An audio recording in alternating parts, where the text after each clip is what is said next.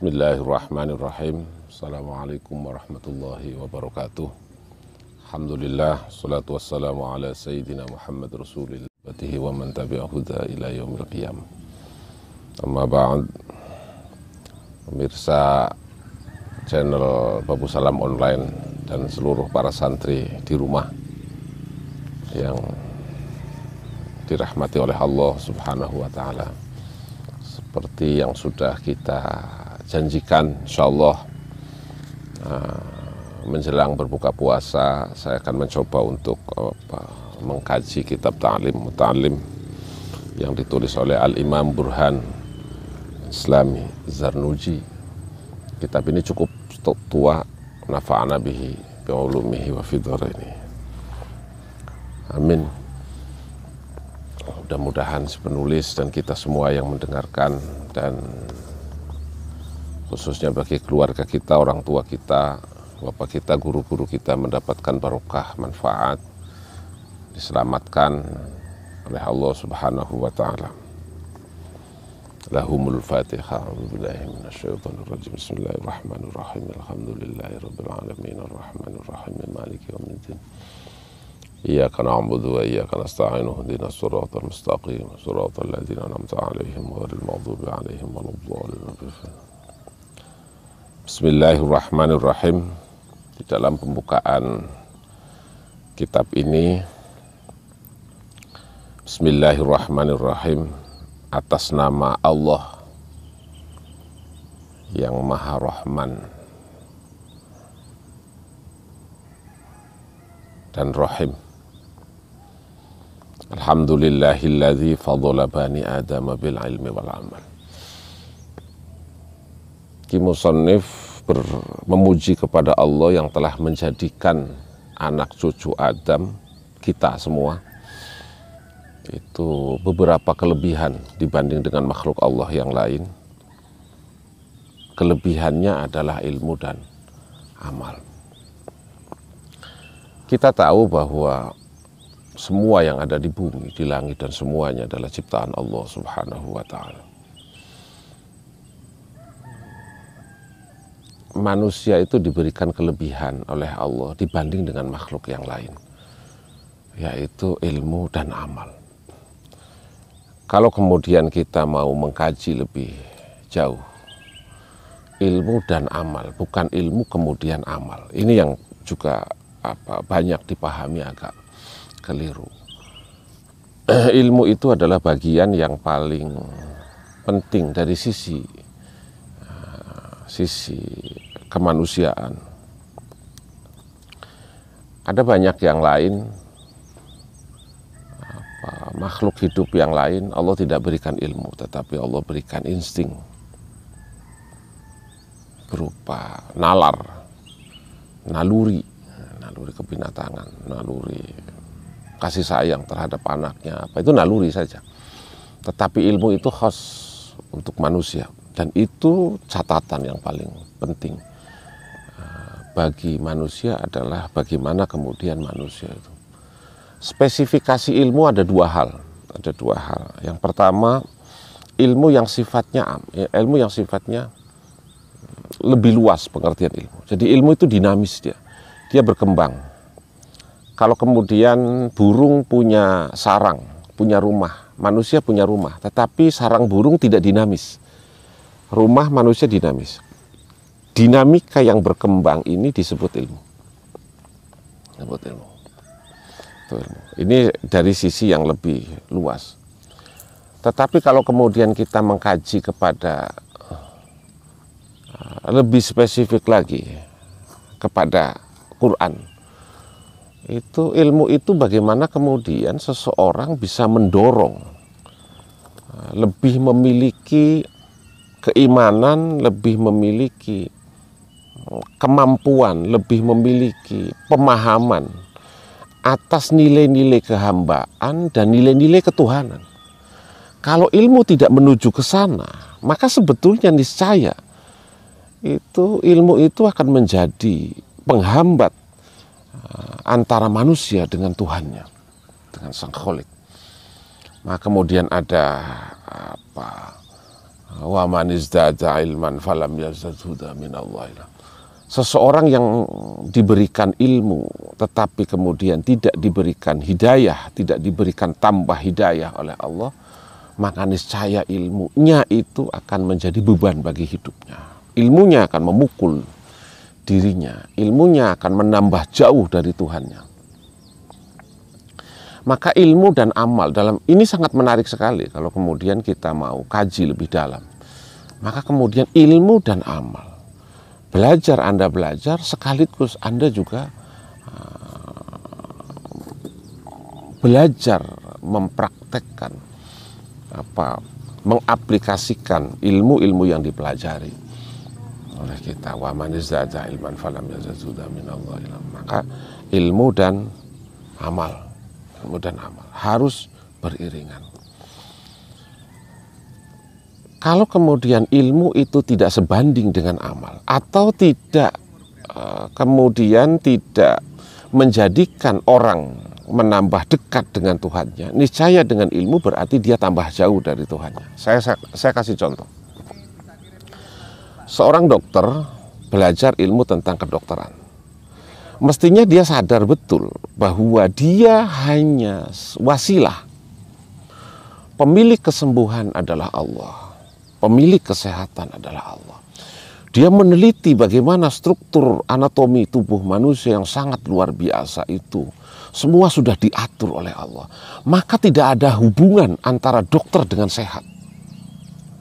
Pada saat seorang dokter itu kemudian dia merasa dia pemberi kesehatan, maka tanpa dia sadari, dokter-dokter yang memiliki pemikiran seperti itu, dia menjadi Tuhan-Tuhan kecil dalam ilmunya.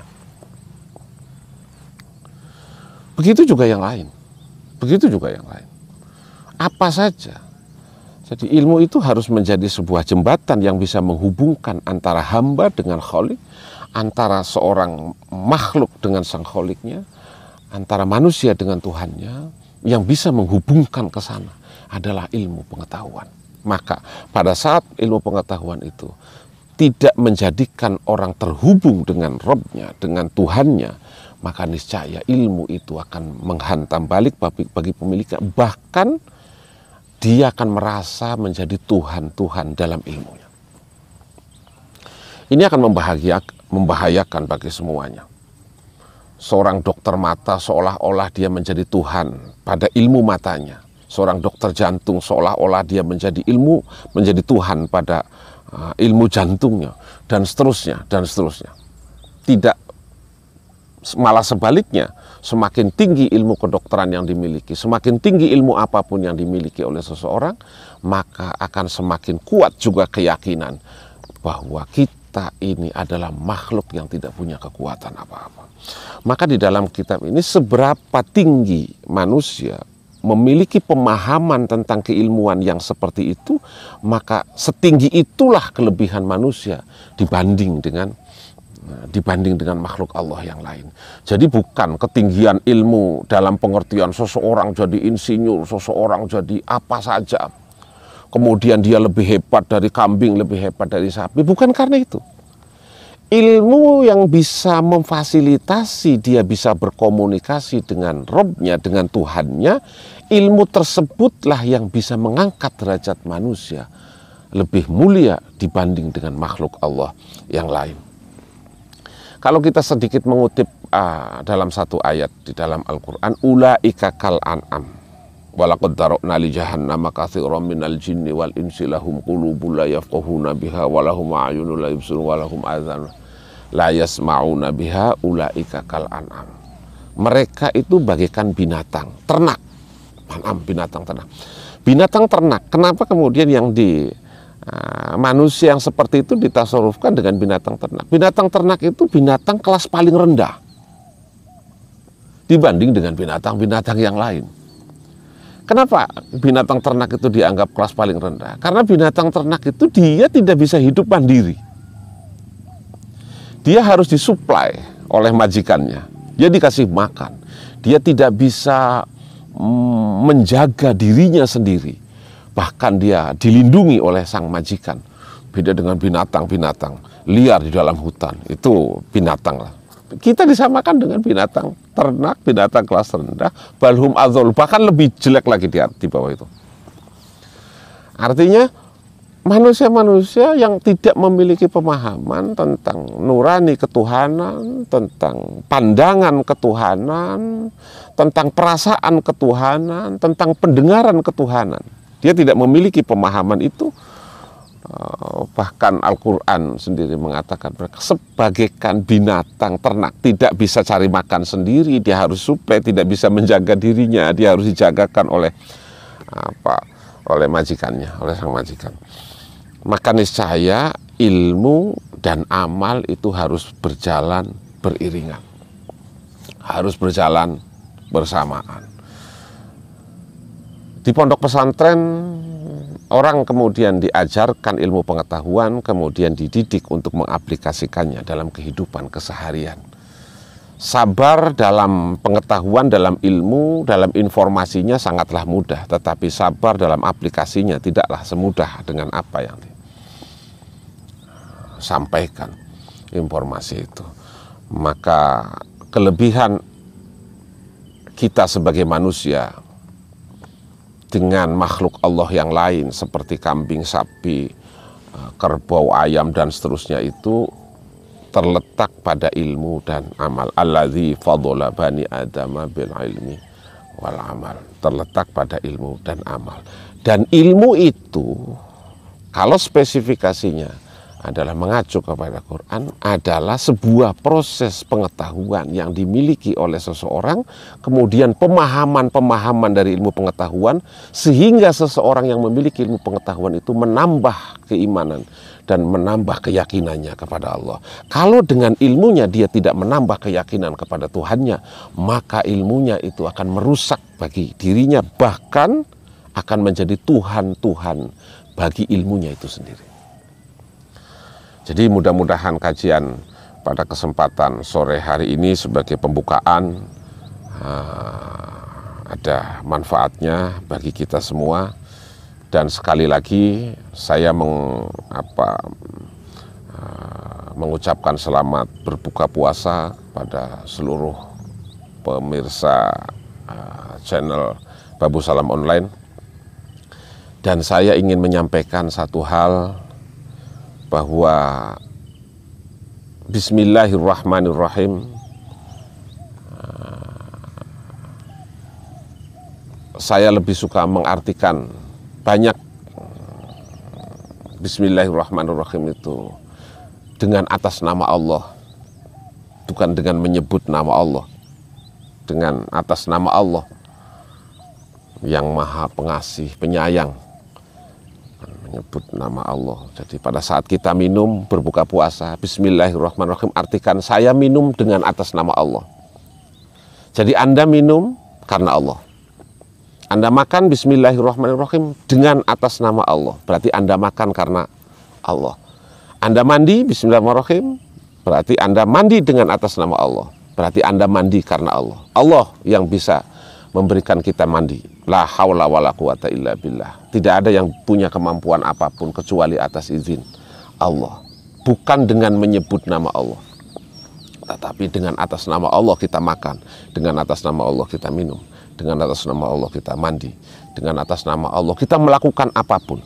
Karena kalau bukan dengan atas namanya, kita tidak akan bisa berbuat apa-apa. Termasuk kita juga tidak akan mampu menjalankan ibadah puasa kalau bukan dengan atas namanya. Mudah-mudahan kajian pada kesempatan sore hari ini ada manfaatnya bagi kita semua. Mudah-mudahan kita semua diberikan kesehatan oleh Allah Subhanahu wa Ta'ala untuk menyelesaikan ibadah Ramadan ini dengan baik. Yang punya kesempatan untuk melaksanakan ibadah, harap ibadah di rumah saja, ibadah tarawih untuk di rumah saja, dengan membantu program pemerintah yang ada, sama saja. Itu saja. Terima kasih. Akhirul kalam. Wallahul muwaffiq ila aqwamit thoriq. Wassalamualaikum warahmatullahi wabarakatuh.